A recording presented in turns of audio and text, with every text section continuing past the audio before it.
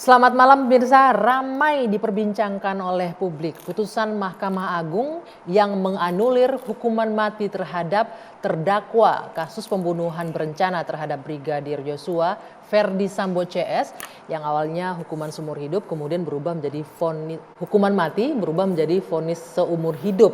Tidak hanya kepada Ferdi Sambo tapi juga diskon hukuman diberikan MA terhadap terdakwa lainnya. Kepada Putri Chandrawati dari 20 tahun berkurang menjadi 10 tahun. Kemudian Ricky Rizal dari 13 tahun menjadi 8 tahun. Dan Kuat Ma'ruf dari 15 tahun menjadi 10 tahun.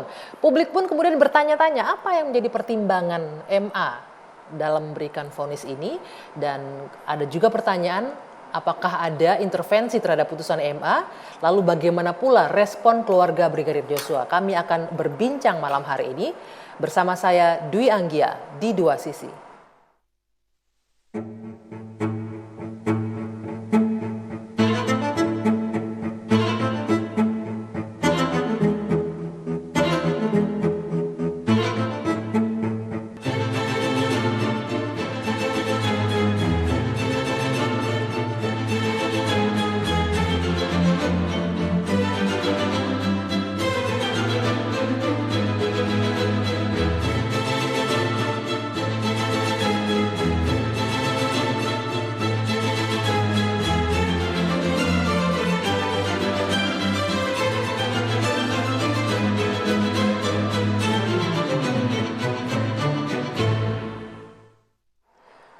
Ya, sudah bersama saya sejumlah narasumber yang hadir di studio malam hari ini. Di sebelah kanan saya ada Bapak Johannes Raharjo, pengacara keluarga almarhum Brigadir Yosua. Selamat malam Pak Johannes. Selamat malam juga. Malam Prof Gayus, malam Prof Suparji. Ya, di sebelah kiri saya ada Prof Gayus Lumbun, mantan Hakim Agung yang sudah bergabung. Selamat malam Prof. Ya, selamat malam. Di ujung sana Prof Suparji Ahmad, pakar hukum pidana. Selamat malam Prof. Malam Mbak. Ya, dan juga bergabung secara virtual malam hari ini melalui sambungan Zoom ayah dari Brigadir Yosua Huta Barat, Bapak Samuel Huta Barat. Selamat malam Pak Samuel. Selamat malam Anggi. Ya, sehat Pak Samuel ya? Sehat. Ya, terima kasih sudah bergabung malam hari ini. Dan juga ada Pak Subandi, Kepala Biro Hukum dan Humas Mahkamah Agung. Selamat malam Pak Subandi. Selamat malam Mbak Dwi Anggia, selamat malam Prof, selamat malam Pak Jonas, Bapak Ya, keluarga Yosua. Ya, terima kasih sekali nih Pak Subandi berkenan bergabung malam hari ini di tengah kesibukannya. Saya mau ke Pak Samuel terlebih dahulu sebagai anggota keluarga. Pak Samuel, bagaimana keluarga menanggapi putusan MA pada Selasa kemarin ini Pak Samuel? Ya, soal menanggapi yang pertama, begitu kami mendengar berita ataupun ada kabar dari salah satu awak media, menelepon saya tanggal 8 kemarin, tepatnya setengah 7 malam, menanyakan kepada saya minta tanggapan soal hasil daripada keputusan Mahkamah Agung. Pada waktu itu saya terkejut mendengarnya. Apa yang mau saya tanggapi persidangan di Mahkamah Agung, saya nggak tahu. Kapan dilakukan? Hari ini sudah selesai keputusannya, dikirimnya melalui WA. Itulah saya sangat terkejut melihat bahwa hukuman Ferdi Sambo dari hukuman mati menjadi seumur hidup. Dan begitu juga Putri jadi 10 tahun dari 20 tahun. Kuat Ma'ruf dari 15 menjadi 10 dan si RR atau Ricky Rizal dari 13 menjadi 8. Jadi dalam hal ini yang saya makanya terkejut, kami tidak tahu bahwa pada tanggal 8 itu ada persidangan pengajuan kasasi yang diajukan oleh para terdakwa. Jadi dalam hal ini kami sangat terkejut dan kecewa dalam hal ini. Ya.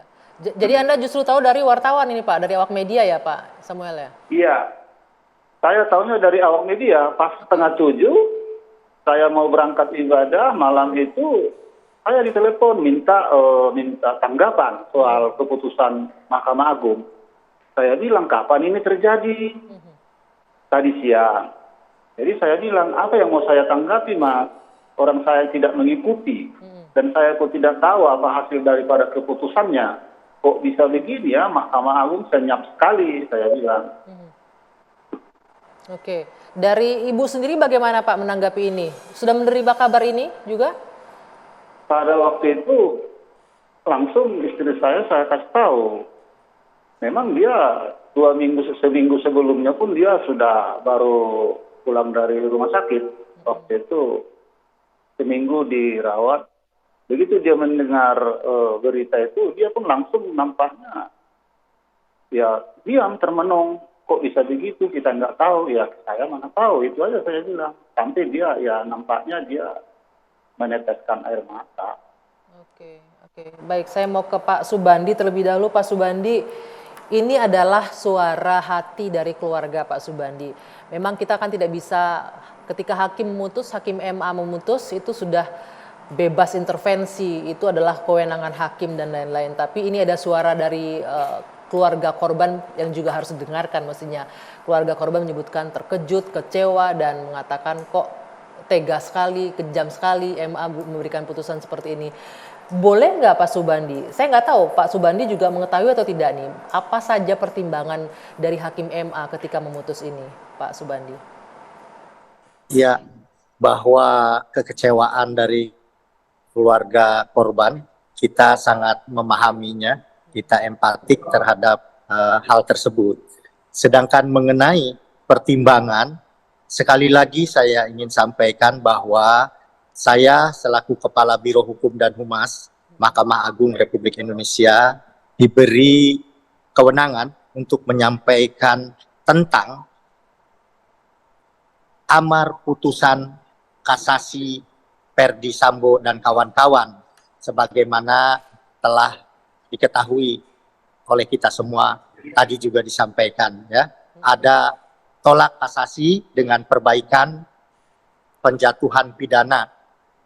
Sedangkan mengenai pertimbangan atau alasan mengapa Hakim Agung tersebut memperbaiki pidana yang dijatuhkan, kami belum bisa sampaikan karena sampai saat ini kami belum menerima salinan resmi putusan lengkap dari perkara kasasi tersebut. Oke. Pak Subandi, biasanya berapa lama ini Pak pihak terkait ini menerima salinan putusan ataupun akan dipublish ke publik ini putusannya? Akan dirilis ke publik?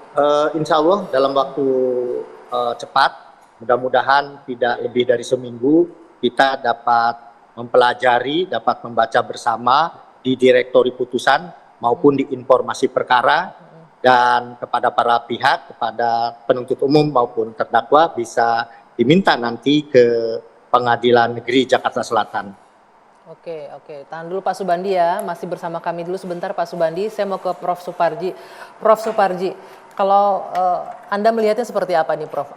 Kalau kita menangkap aspirasi dari publik ini menyebutkan ada yang aneh, ada kekhawatiran intervensi dan lain-lain. Kalau Anda sebagai pakar hukum melihat putusan MA ini? Pertama tentunya kita harus menghormati ya. Itu adalah kewenangan yang dimiliki hakim di Mahkamah Agung.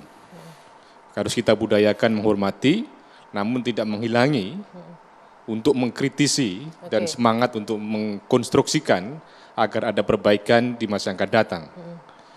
Pada konteks putusan tadi memang ada beberapa misteri yang kemudian jangan salahkan publik berspekulasi atau kemudian bertanya. Apa misterinya Prof? Pertama, pertimbangan hakim belum disampaikan dan sabar menunggu 1 minggu.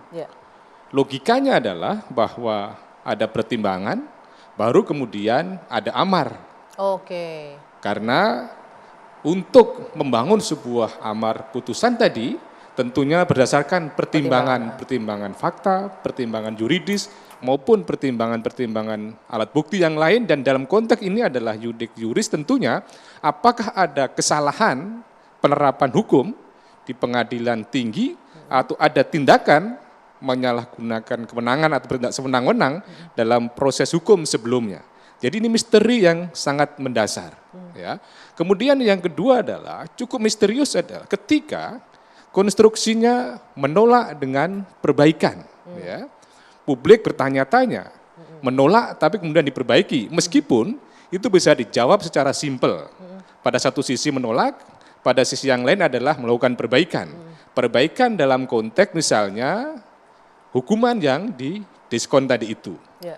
Dan yang ketiga adalah misterinya bagaimana membangun sebuah konstruksi pertimbangan hukum ketika secara jamaah semuanya adalah mengalami kortingan, mengalami diskon. Apakah memang harus begitu?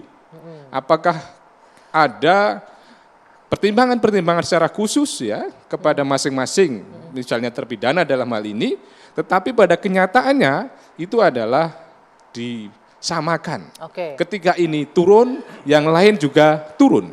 Dan juga misterius adalah, meskipun ini hal yang biasa juga, ada 2 hakim anggota, apakah benar dissenting opinion, Dissenting opinion tetapi katanya. yang mengemuka di publik adanya 2 dissenting opinion, meskipun itu adalah hal yang lumrah saja. Oke. Tetapi sekali lagi bahwa mengingat ini belum ada sebuah kejelasan, maka saya katakan putusan ini masih mengandung misteri dan harapannya adalah tidak ada faktor-faktor non yuridis atau ada faktor-faktor intervensi yang mempengaruhi putusan ini. Oke.